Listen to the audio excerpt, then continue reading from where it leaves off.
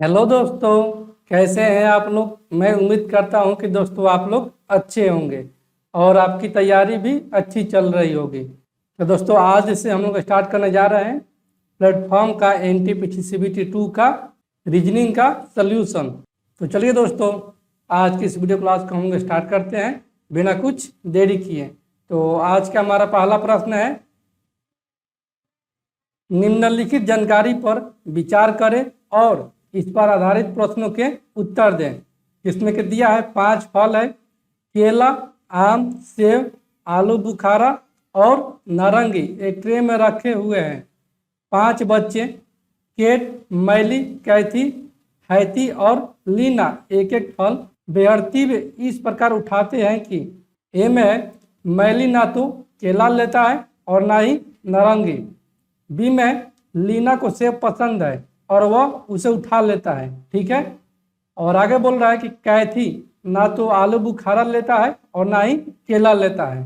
और चौथा में बोल रहा है कि केट सेब लेना चाहता है लेकिन वो आम ले लेता है। तो दोस्तों यहाँ से पहले हम इसको लिख लेंगे। कितने फल हैं? फल जो है वो है 5, केला, आम,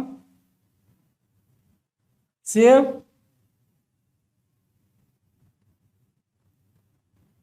आलू बुखारा और नारंगी है। और 5 व्यक्ति हैं।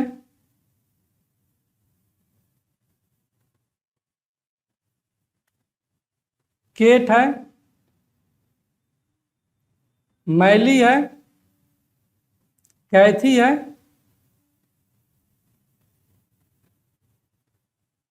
हैती है और लीना है। जिसमें कि बोल रहा है कि मैली ना तो केला लेता है और ना ही नारंगी लेता है। इनकी मैली जो है वो ना तो केला लेता है और ना ही नारंगी लेता है। ये दोनों फल यह नहीं लेता है। ठीक है। लीना, लीना को सेब पसंद है और उसे उठा लेता है। इनकी लीना को सेब मिला। उसके बाद कैथी के बारे में बोल रहा है। इनकी कैथी यह जो है ना आलू बुखारा लेता है और ना ही केला लेता है। आलू बुखारा और ना ही केला लेता है। और केट जो है, केट सेब लेना चाहता है लेकिन आम ले लेता है। इनकी केट को आम मिला। तो इसमें से दोस्तों कितना फल हो गया? 2 ठो फल ये लोग उठा लिए हैं। इनकी आम उठा लिए हैं और सेब उठा लिए हैं। ये 2 फल कट गया। जिसमें कि मैली को बोल रहा है न केला उठाता है और ना ही नारंगी उठाता है। तो जब केला और नारंगी नहीं उठाएगा तो ये कौन सा उठाएगा? ये उठाएगा आलू बुखारा। आलू बुखारा कट गया तो अब कौन सा बच गया? अब केला या नारंगी बच गया। जिसमें कि कैथी को आलू बुखारा या केला पसंद नहीं है। तो दोस्तों यहाँ से केला पसंद जब इसको नहीं है तो अब कौन सा बच गया? बच गया हमारे पास केला और नारंगी। तो इसको नारंगी दे देते हैं। इन कैथी को नारंगी फल मिलता है। ठीक है। यहाँ से नारंगी भी कट गया और कौन सा बच गया हमारे पास? एक बच गया। इनकी केला बच गया। ये केला किसको मिलेगा? अब यही केला जो मिलेगा, कौन सा व्यक्ति एक तो बचा है? वो बचा है हैती। यानी कि हैती को केला मिलता है। ठीक है दोस्तों। यहाँ से 5 व्यक्तियों को 5 फल मिल गया। यहाँ से प्रश्न को देखते हैं। प्रश्न में 36 नंबर कि सही संयोजन कौन सा है? कि मैली को केला मिला है तो मैली को केला नहीं मिला है, आलू बुखारा मिला है। तो ऑप्शन ए हमारा नहीं होगा। ऑप्शन बी को देखते हैं। हैती को आलू बुखारा मिला है, नहीं, हैती को तो केला मिला है। तो ऑप्शन बी भी सही नहीं है। तो ऑप्शन सी को देखते हैं। क्या हैती को नारंगी मिला है? नहीं, हैती को तो नारंगी नहीं मिला है। ऑप्शन डी में है कि मैली को आलू बुखारा फल मिला है। हाँ दोस्तों, मैली को आलू बुखारा फल मिला है, इसलिए ऑप्शन डी को हम लोग टिक करेंगे। ठीक है दोस्तों। अगला प्रश्न है कि केला कौन लेता है? तो केला दोस्तों कौन लेता है? केला लेता है यहाँ से हैथी, इसलिए ऑप्शन ए को हम लोग टिक करेंगे। ठीक है दोस्तों, अगला प्रश्न है कि कैथी कौन सा फल लेता है। कैथी को कौन सा फल मिलता है, तो कैथी को मिलता है नारंगी फल, तो इसलिए ऑप्शन ए को हम लोग टिक करेंगे। ठीक है दोस्तों, अगले प्रश्न की ओर बढ़ने से पहले दोस्तों, अगर आप इस चैनल पर नए तो दोस्तों आपसे एक रिक्वेस्ट है कि आप इस चैनल को सब्सक्राइब करें और हमारे इस चैनल के बारे में अपने दोस्तों में भी शेयर करें। तो चलिए दोस्तों अगले प्रश्न की ओर बढ़ते हैं। अगला प्रश्न है, यदि मोबाइल को लिखा गया है OQDKNG तो टेलीविजन को किस प्रकार कोडित किया जाएगा। यहाँ से मोबाइल को लिखा गया है OQDKNG, OQDKN और G है, M के बाद कौन सा है, O है, इनकी M के बाद दो अक्षर आगे है, इनकी MNO दो अक्षर आगे है। उसी प्रकार O का देखते हैं तो O के बाद Q है, यानी कि OPQ, ये भी दो अक्षर आगे है। उसी प्रकार B भी दो अक्षर आगे है, क्योंकि B से D हुआ है, तो यहाँ से टेलीविजन का कोड हो जाएगा T से दो अक्षर आगे, यानी कि TUV, यहाँ से हो जाएगा V, और E के दो अक्षर आगे यानी कि EFG, और L से दो अक्षर आगे यानी कि LMN, और E से दो अक्षर आगे G, और V से दो अक्षर आगे ये हो जाएगा VWX, और I से दो अक्षर आगे तो इसका दिया है I का K, इनकी इसका हो जाएगा K, तो S है तो S में दो अक्षर आगे बढ़ेंगे कि STU, I है तो I का K, और O है तो O का Q, और N है तो N का हो जाएगा P। तो दोस्तों देखते हैं कि कौन सा ऑप्शन में है कि VG NG XK UK QP। तो दोस्तों यहाँ से ऑप्शन को छाटेंगे। छाटने का सबसे अच्छा तरीका है कि सबसे लास्ट में देखते हैं कि कौन सा है अक्षर, सबसे लास्ट में P, यानी कि सबसे लास्ट वाला P वाला जो ऑप्शन होगा वही हमारा सही उत्तर हो जाएगा। तो ऑप्शन B और D में देखते हैं तो इसके लास्ट में की और K है, ये दोनों ऑप्शन नहीं होगा, लेकिन ऑप्शन A और C में है। फिर देखते हैं दोस्तों कि लास्ट से दूसरा अंक कितना है, Q है, यानी कि P के बाद Q है। यहाँ से ऑप्शन A में है P के बाद K है, यानी कि ऑप्शन नंबर A हमारा नहीं होगा, तो ऑप्शन C हमारा सही उत्तर हो जाएगा। ठीक है दोस्तों, अगले प्रश्न की ओर बढ़ते हैं। अगला प्रश्न है, कथन और उनके कुछ निष्कर्ष नीचे दिए गए हैं। कथन में पहला कि अदालत ने नए निर्माण पर तब तक के लिए प्रतिबंध लगाने का एक आदेश पारित किया है जब तक कि नगर निकाय शहर के कचरा प्रबंधन हेतु कोई कारगर तरीका नहीं लाती है। और दूसरा में कि विशेषज्ञों ने इस आदेश का स्वागत किया है। तो इसका निष्कर्ष दे रहा है कि निर्माण कार्य शहर के कचरे का एक मात्र कारण है, जो कि ये सही नहीं है। और दूसरा में कि विशेषज्ञों का मानना है कि नगर निकाय वर्तमान में कचरा प्रबंधन नहीं कर रही है।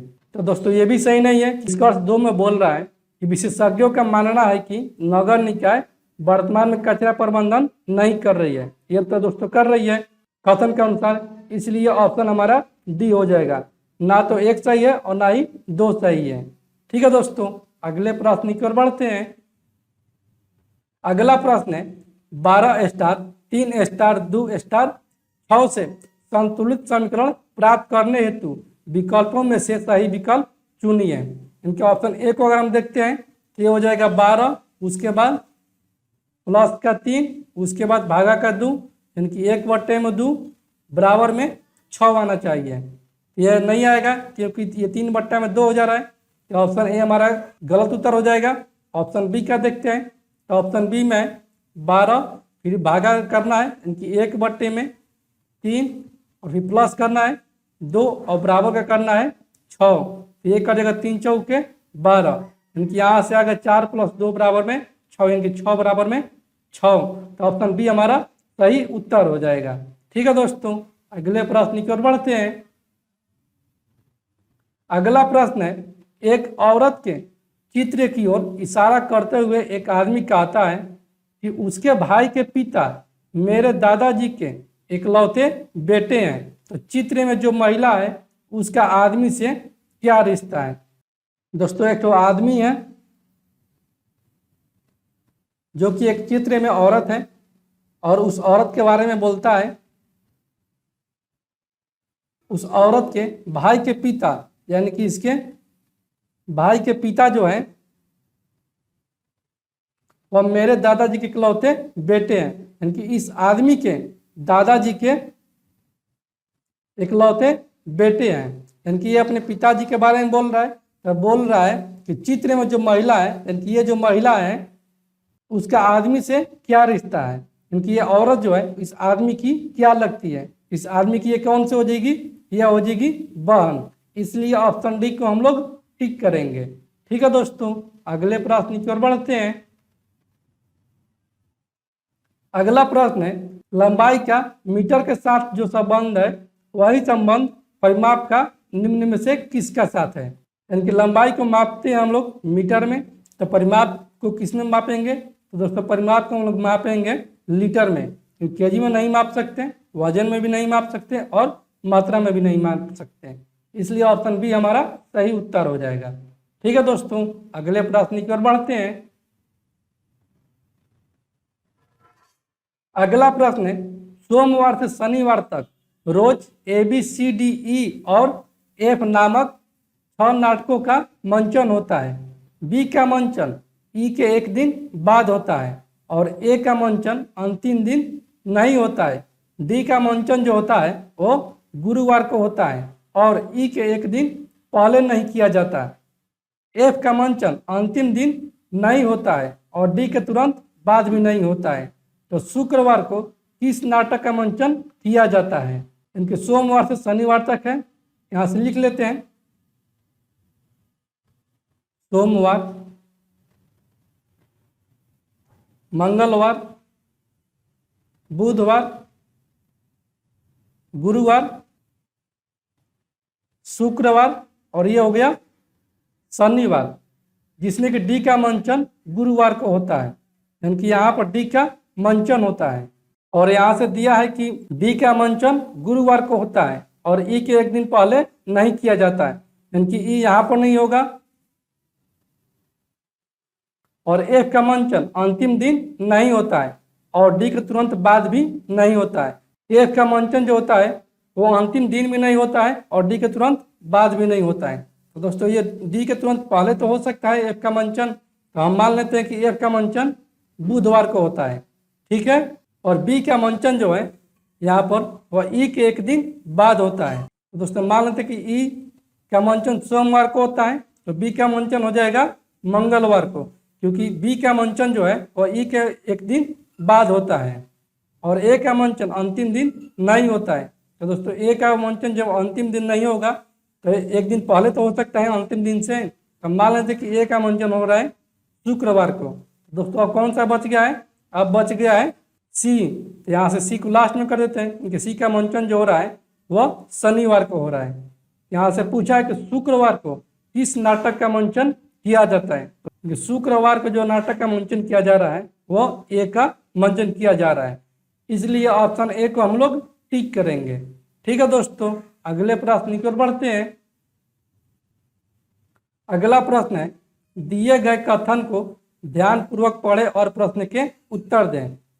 भारतीय दूरसंचार नियामक ने सभी कंपनियों को अपने नेटवर्क पर होने वाली प्रत्येक कॉल के लिए अपने उपभोक्ताओं को ₹1 का स्वैच्छिक यानी कि ऑटोमेटिक मुआवजा 3 प्रतिदिन की उच्चतम सीमा की शर्त के साथ प्रदान करने का आदेश दिया है।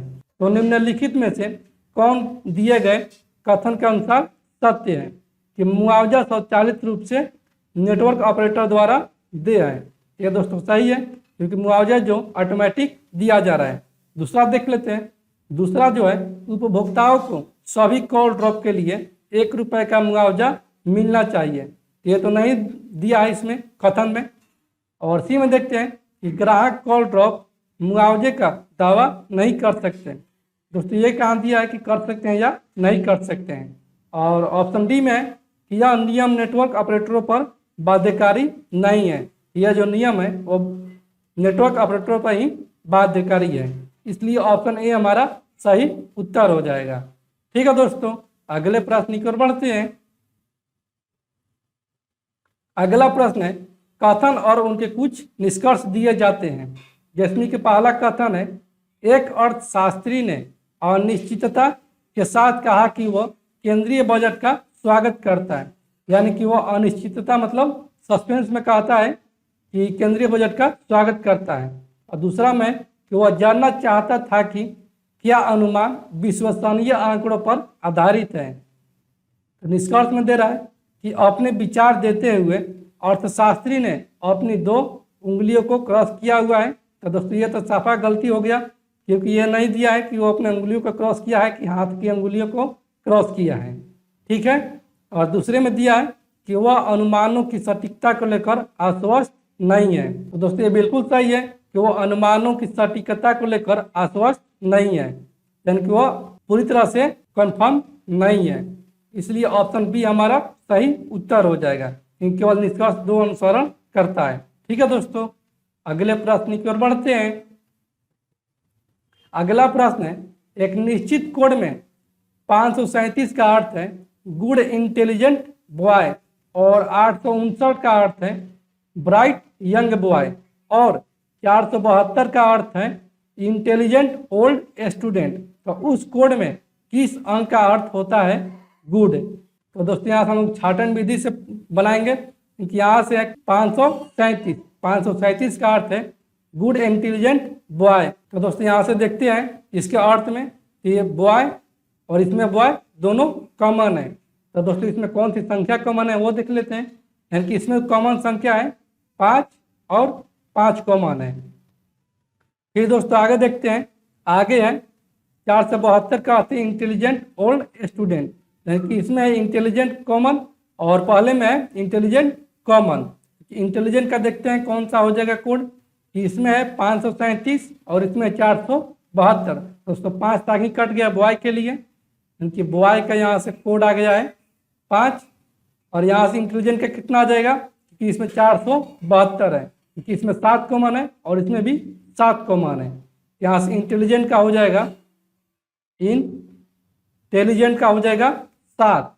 यहाँ से पूछा है कि उस कोड में किस अंक का अर्थ होता है गुड। यहाँ से कौन सा बच गया सिंगल का, सिंगल यहाँ का बच गया गुड और इसी का कोड पूछा है। और इसमें सिंगल कौन सा बच गया है 3, यानी कि ऑप्शन नंबर ए हमारा सही उत्तर हो जाएगा। ठीक है दोस्तों, अगले प्रश्न की ओर बढ़ते हैं।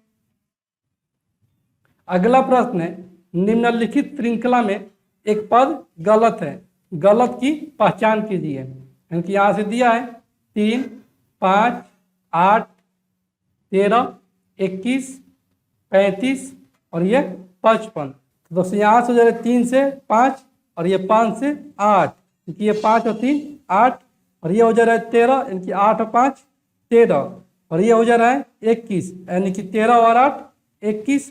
तो दोस्तों यहाँ पर हो जाएगा 21 और 13, यानी कि ये हो जाएगा 34।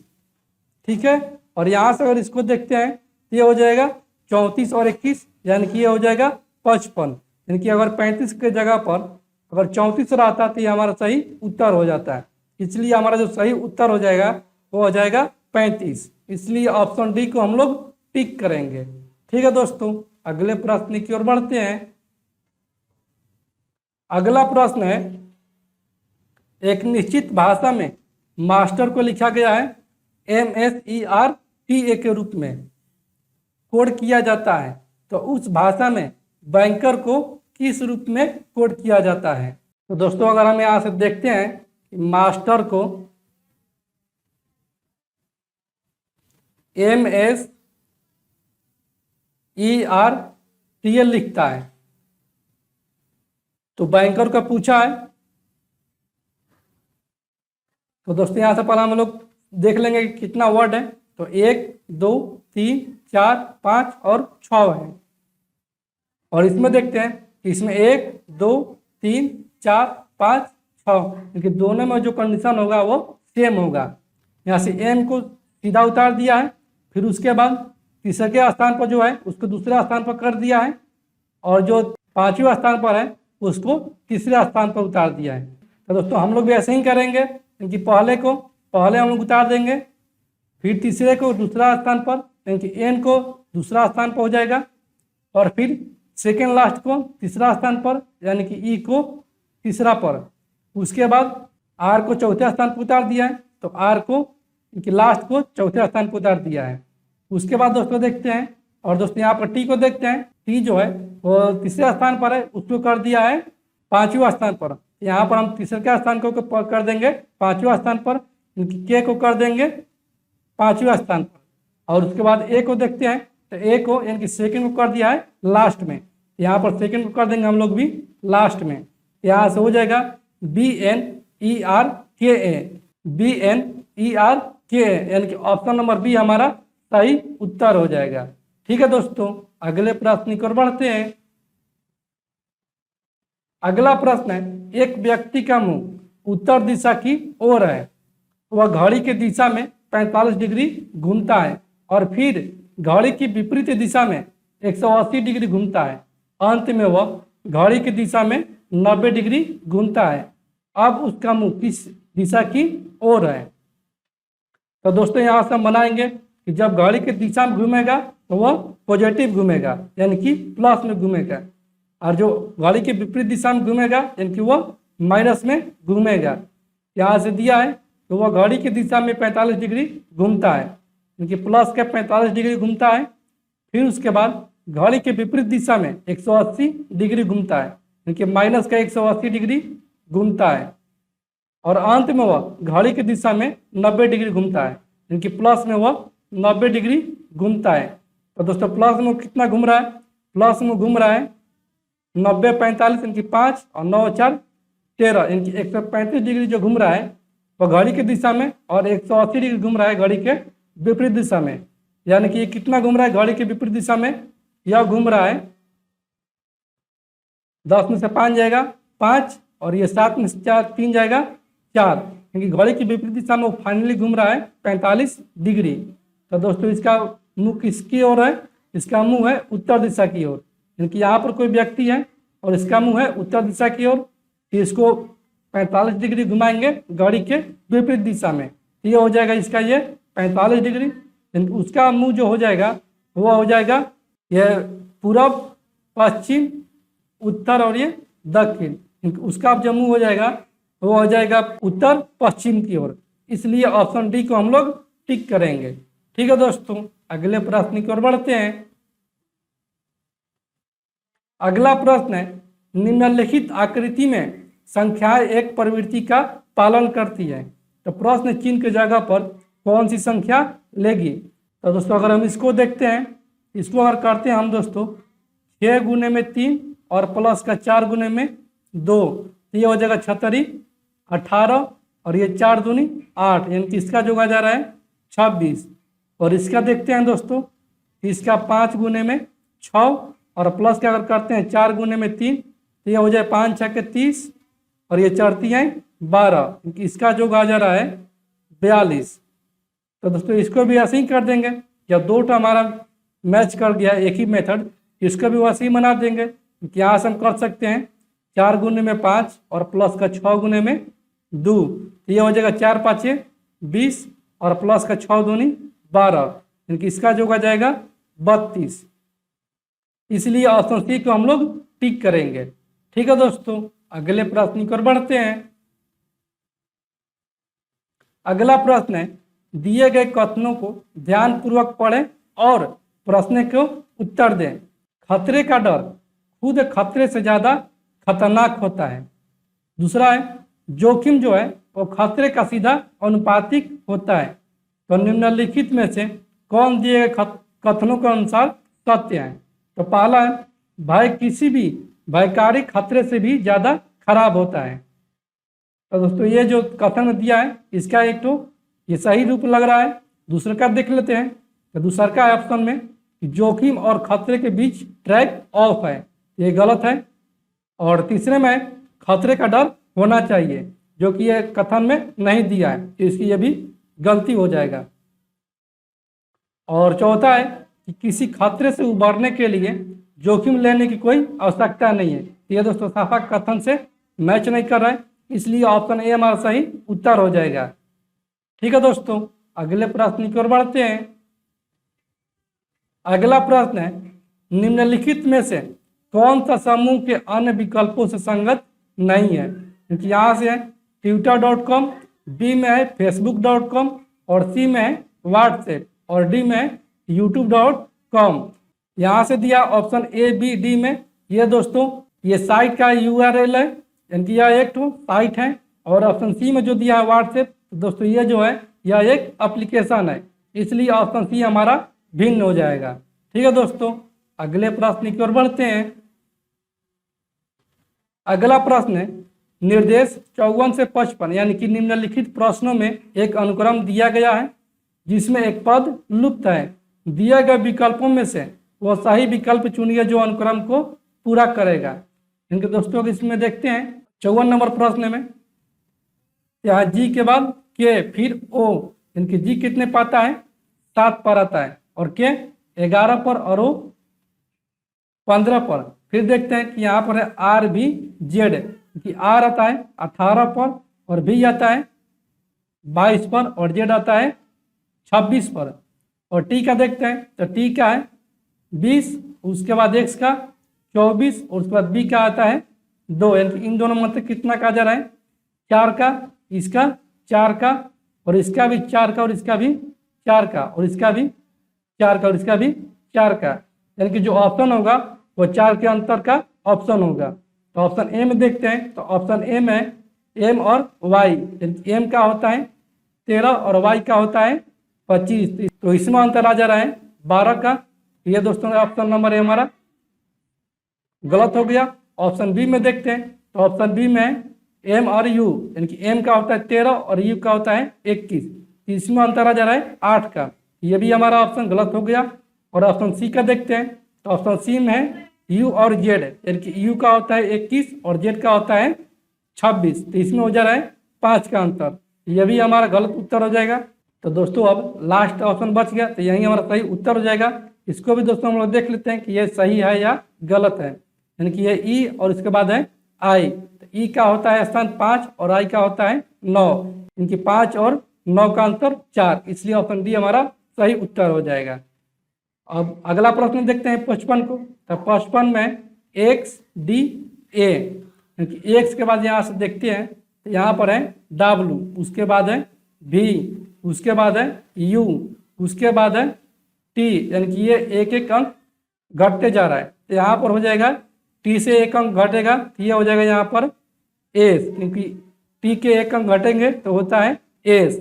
उसी प्रकार अगला देखते हैं, अगला है डी, डी के बाद है ई, फिर एफ, फिर है जी, फिर एच, उसके बाद क्या आ जाएगा दोस्तों?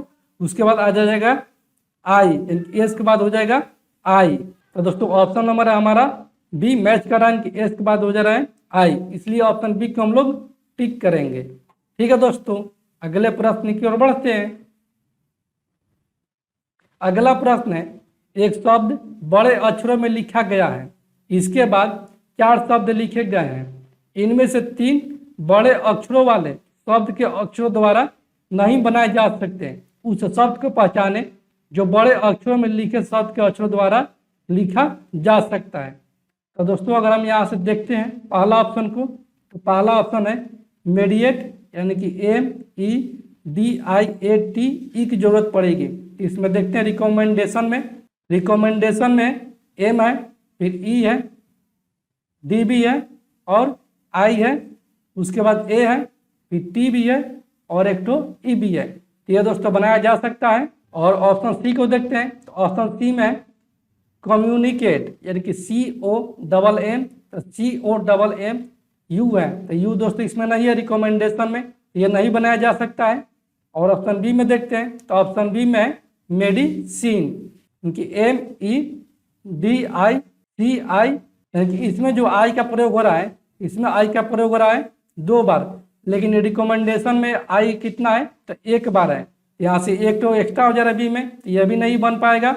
और ऑप्शन डी में देखते हैं, तो ऑप्शन डी में रिमाइंडर, यानी REMINDER, यानी कि यहाँ से आर का जो प्रयोग हो रहा है उसका प्रयोग हो रहा है 2 बार, लेकिन इसमें जो है इसमें आर केवल 1 ही बार है, इसलिए ऑप्शन डी भी नहीं बनेगा, क्योंकि जो बनेगा हमारा वो मेडिएट बन जाएगा।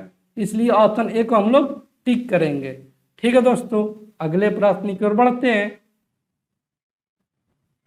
अगला प्रश्न है, नीचे दिए गए विकल्पों में से कौन से चिन्हों या संख्याओं का अदल बदल दिए गए समीकरणों को सही कर देगा।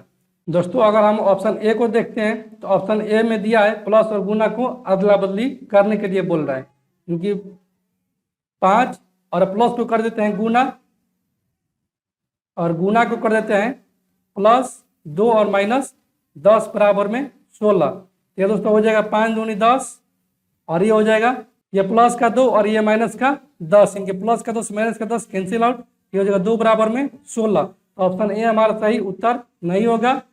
ऑप्शन बी को देखते हैं कि 5 और 10 को अगर अदला बदली करते हैं, यानी कि अगर 5 को लिखते हैं 10 में कि 5 के स्थान पर हो जाएगा 10 प्लस का 2 गुने का 2 और माइनस का हो जाएगा ये 10 का 5 बराबर में 16।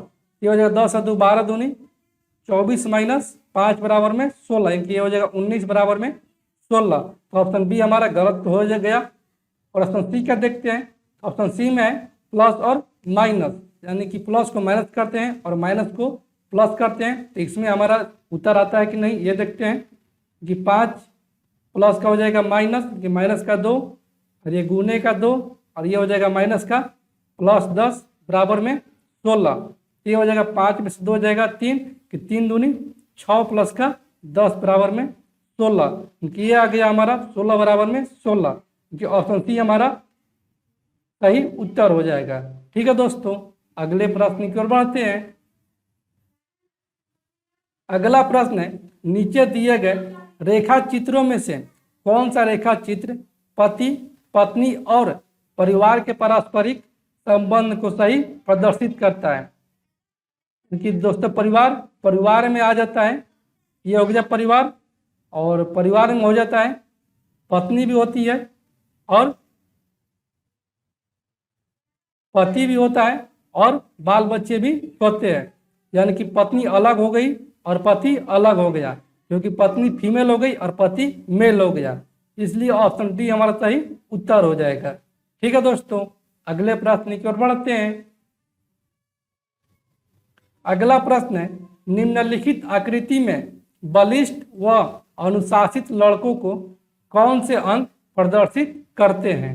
तो दोस्तों यहाँ से दिया है त्रिभुज जो है वो लड़कियां हैं, जिनकी ये जो है ये गर्ल है, और वृत्त जो है वो बलिष्ठ है, जिनकी ये जो है ये बलिष्ठ है, और ये आयत जो है वो लड़के हैं, जिनकी ये जो है वो बॉयज है, और ये वर्ग जो है वो अनुशासित है, जिनकी ये जो है वह अनुशासित है।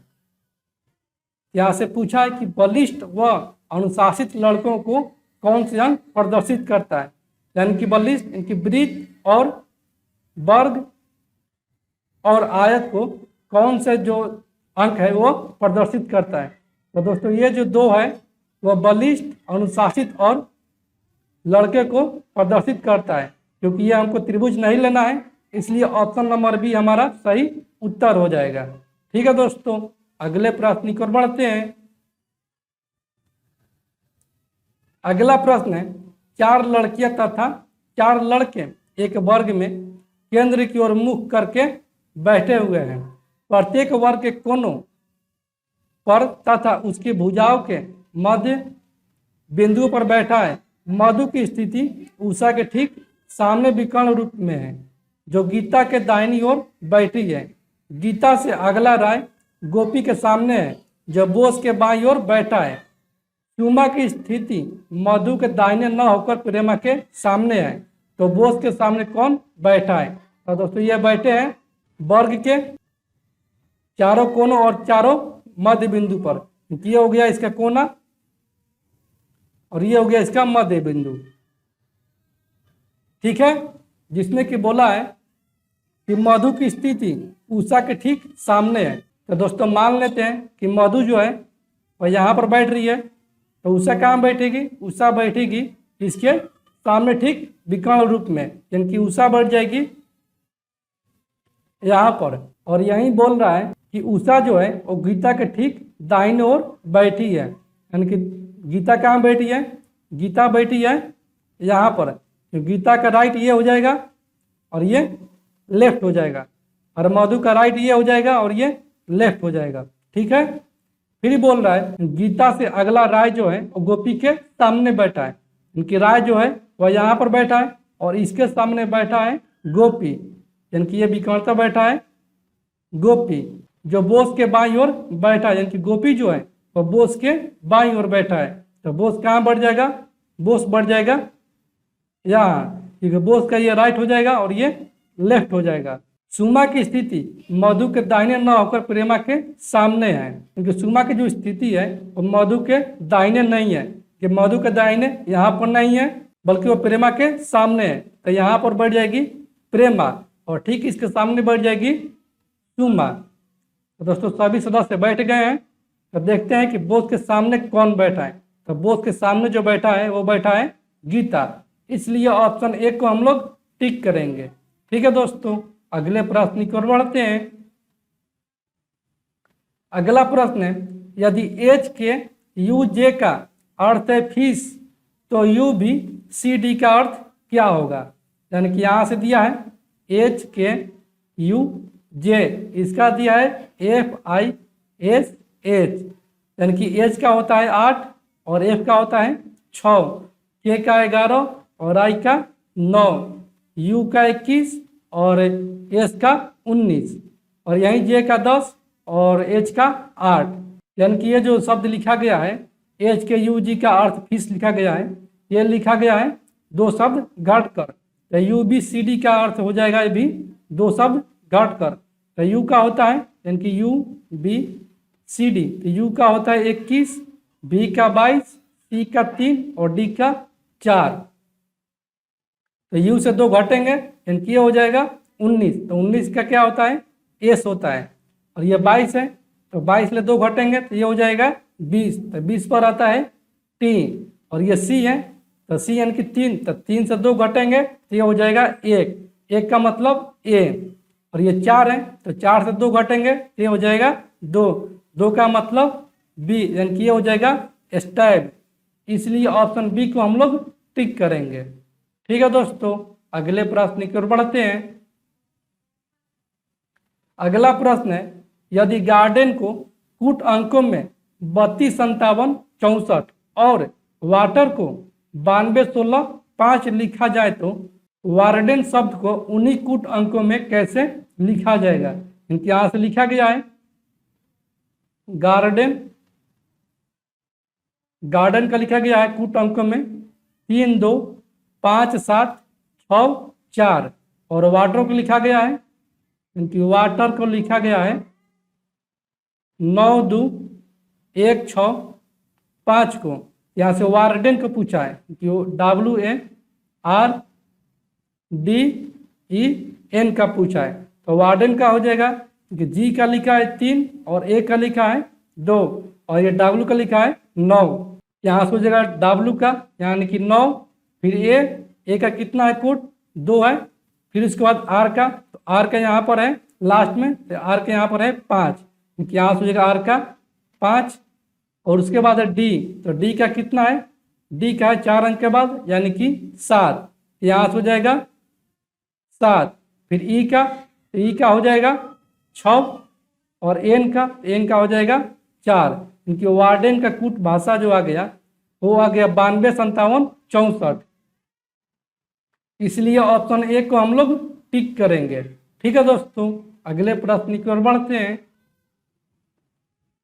अगला प्रश्न है, निम्नलिखित शब्दों को शब्दकोश के क्रम में व्यवस्थित कीजिए, यानी कि ABCD में जो आता है तो उसको उसी का अरेंज करना है।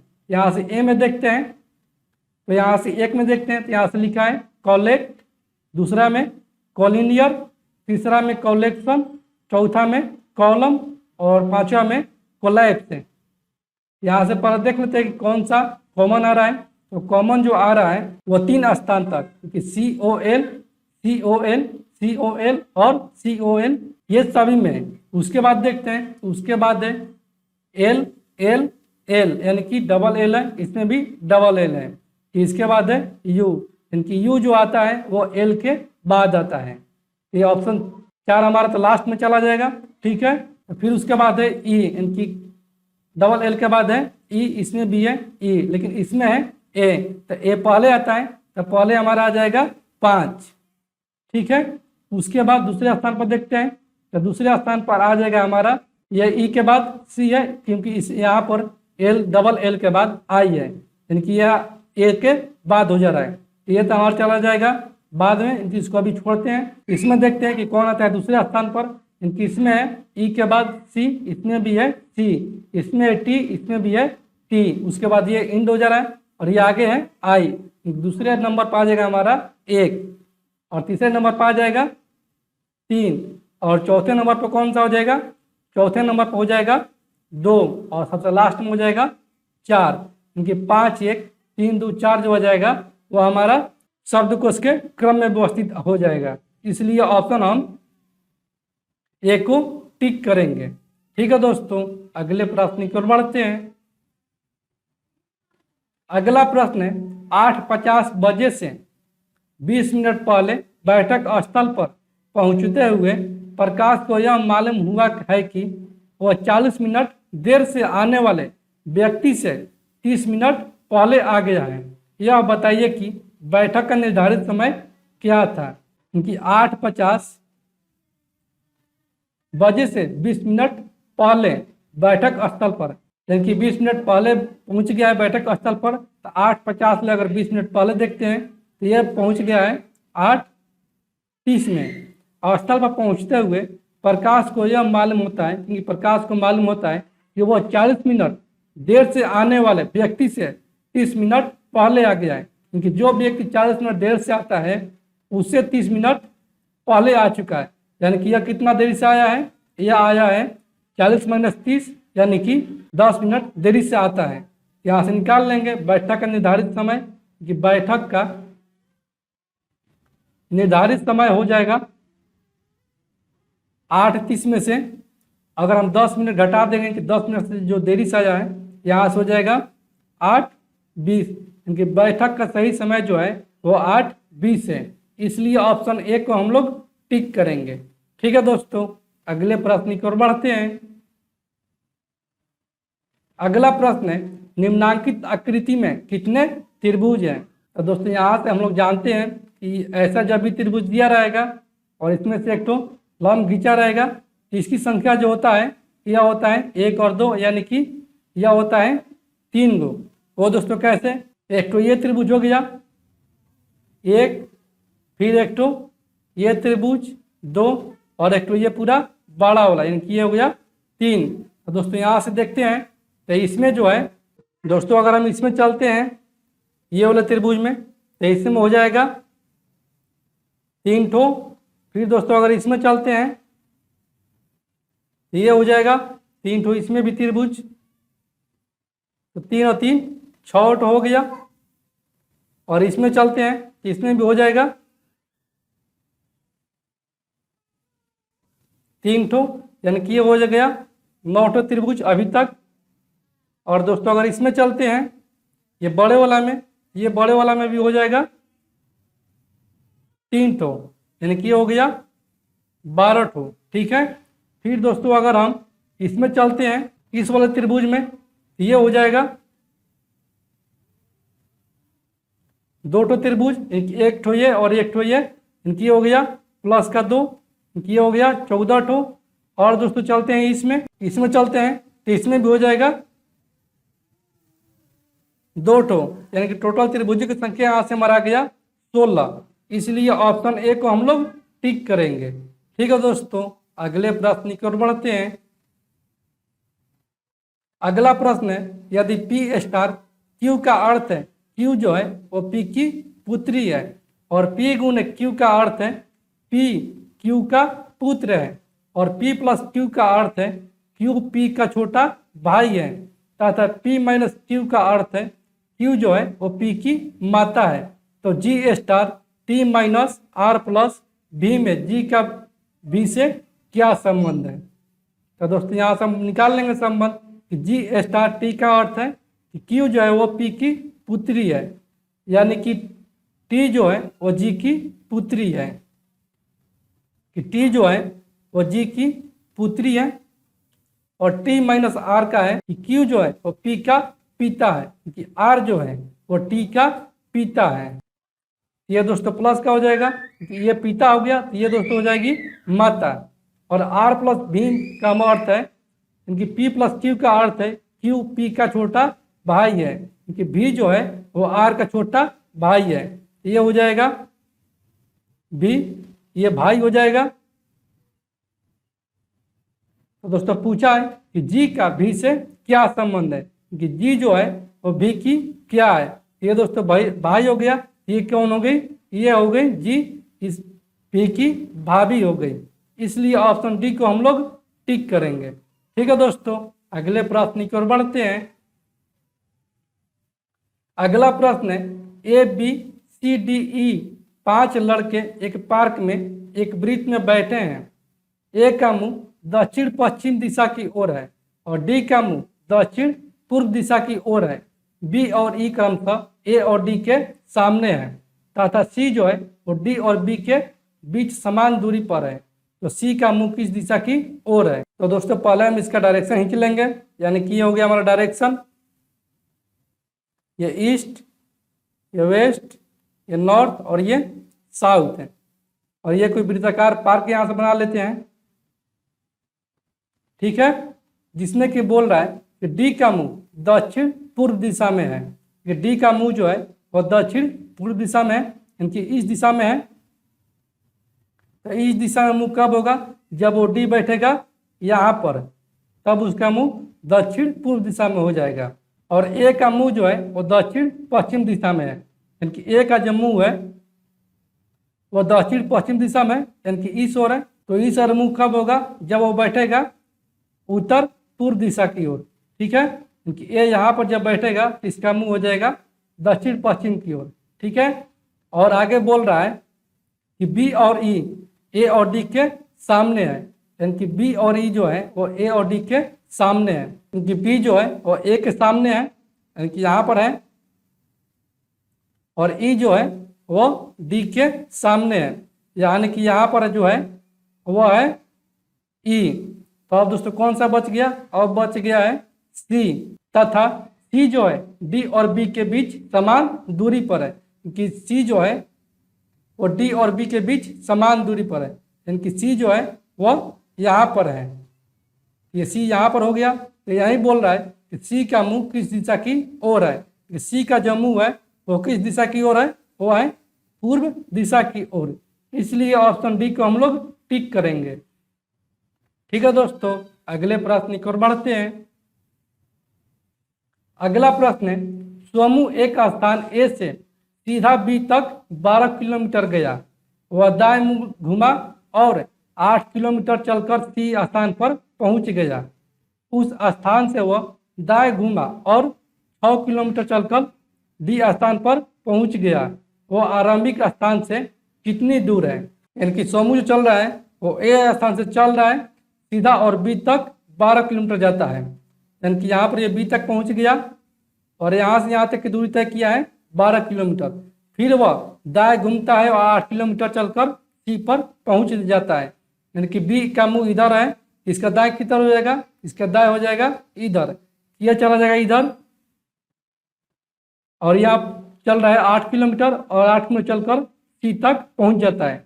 फिर वहाँ पर सी से वो दाएं घूमता है और 6 किलोमीटर चलकर, क्योंकि यहाँ से ये चल रहा है 6 किलोमीटर, ये यहाँ पर आ जाएगा 6 किलोमीटर चलकर और ये स्थान डी तक पहुँच जाता है।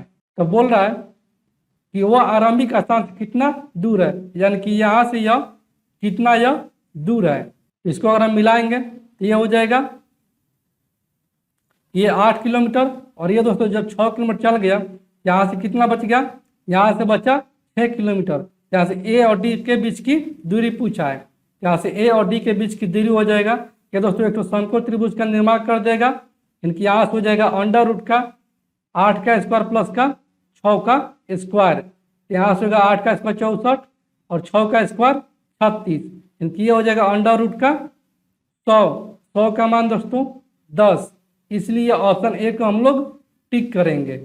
ठीक है दोस्तों, अगले प्रश्न की ओर बढ़ते हैं। अगला प्रश्न है, एक वक्तव्य दिया गया है जिसके आगे 2 निष्कर्ष दिया गया है, जिसमें कि पहला वक्तव्य है, शिशुपालन एक कला है जो युवा माता पिता को शिशुपालन की रीतियों में प्रशिक्षण की जरूरत होती है। निष्कर्ष में, आजकल युवा माता पिता के शिशुपालन का कोई ज्ञान नहीं होता है। यह दोस्तों बिल्कुल सही है। और दूसरा निष्कर्ष है, प्रशिक्षण से युवा दंपति बेहतर माता पिता बन जाएंगे। यदि दोस्तों युवा दंपति को अगर प्रशिक्षण दिया जाए तो वो दोस्तों अच्छे माता पिता बन जाएंगे। ये बिल्कुल सही है, इसलिए ऑप्शन बी को हम लोग टिक करेंगे। ठीक है दोस्तों, अगले प्रश्न की ओर बढ़ते हैं। अगला प्रश्न है, कौन सा निष्कर्ष दिए गए कथनों के आधार पर तर्क संगत है। पहला कथन है, सभी लड़के सुंदर है, यानी कि सभी लड़के जो हैं वह सुंदर है, यानी कि हैंडसम है। और कुछ लड़के लंबे, कुछ लड़के जो है वह टॉल हैं। जैसे निष्कर्ष में सभी सुंदर लड़के हैं, इनकी सभी सुंदर जो है वो लड़के हैं नहीं, कुछ सुंदर लड़के हैं। जब दोस्तों बाहर से अंदर की ओर जाएंगे तो केवल कुछ सही होगा, लेकिन अंदर से बाहर की ओर जाएंगे तो कुछ और सभी दोनों सही होगा। और ऑप्शन बी में देखते हैं कि सभी लड़के लंबे हैं नहीं, यहाँ पर सभी लड़के जो है वो लंबे नहीं है, कि कुछ लड़के ही लंबे हैं, इसलिए ऑप्शन बी हमारा गलत हो गया और ऑप्शन ए भी हमारा गलत हो गया। और सी में कुछ लड़के लंबे हैं, तो ये दोस्तों ठीक है कि कुछ लड़के जो हैं वो लंबे हैं, इसलिए ऑप्शन सी को हम लोग टिक करेंगे। और ऑप्शन डी को देखते हैं। ऑप्शन डी में सभी लंबे लड़के हैं नहीं, सभी लंबे लड़के नहीं हैं, क्योंकि सभी कुछ लंबे लड़के हैं। तो दोस्तों मैं उम्मीद करता हूं कि आज का वीडियो क्लास आपको पूरी तरह से समझ में आ गया होगा। और दोस्तों हमसे अगर कोई त्रुटि हो गया होगा तो दोस्तों प्लीज़ हमको माफ़ कर दीजिएगा अपने छोटे भाई की तरह समझ कर। और दोस्तों आप इस चैनल पर नए हैं तो प्लीज़ दोस्तों आप इस चैनल को सब्सक्राइब कर दीजिएगा और हमें सपोर्ट कीजिएगा। तो चलिए दोस्तों, आज की इस वीडियो क्लास को हम यहीं पर एंड करते हैं और फिर मिलते हैं अगले सेट में। तब तक के लिए धन्यवाद दोस्तों।